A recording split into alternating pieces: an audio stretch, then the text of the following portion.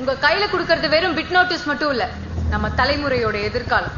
எல்லாரையும் பொறுத்த வரைக்கும் ஆல்கஹால்ன்றது சந்தோஷத்துலயும் சோகத்திலயும் நம்ம குடிச்சு போதை ஏத்திக்கிற ஒரு சாதாரண விஷயமா தான் பாக்குறோம். ஆனா கொலகாரனுக்கெல்லாம் கொலகாரன், அரக்கனுக்கெல்லாம் அரக்க இந்த ஆல்கஹால். இந்த மதுவால நம்ம நாட்டுல 1 மணி நேரத்துக்கு ஒருத்தர் செத்துக்கிட்டே இருக்கான். சராசரி வருஷத்துக்கு 2,60,000 பேர். ஒருத்தர் 2 பேர் இல்ல சார், 2,60,000 பேர் செத்துக்கிட்டே இருக்கான். 20 வருஷத்துக்கு முன்னாடி நம்ம நாட்டுல ஃபர்டிலிட்டி சென்டருடைய எண்ணிக்கையை ஈஸியா வரல் விட்டு எண்ணிடலாம்.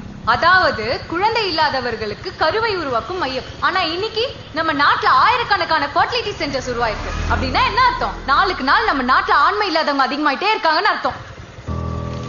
இன்னைக்கு தண்ணிக்காக வெளிமாநிலங்கள்ல கையேந்திக்கிட்டு இருக்கிற நாம நாளைக்கு ஆம்பளைங்களுக்காக கையேந்த வேண்டிய நாள் ரொம்ப தூரத்துல இல்ல.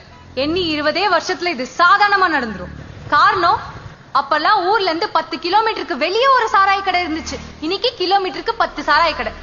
அதுவும் நம்ம ஊருக்குள்ளேயே, நம்ம வீட்டு பக்கத்திலேயே. 2004 வரைக்கும் 3000 கோடியா இருந்த நம்ம டாஸ்மாகோட ஆண்டு வருமானம் இன்னைக்கு 52,000 கோடியா மாறி இருக்கு.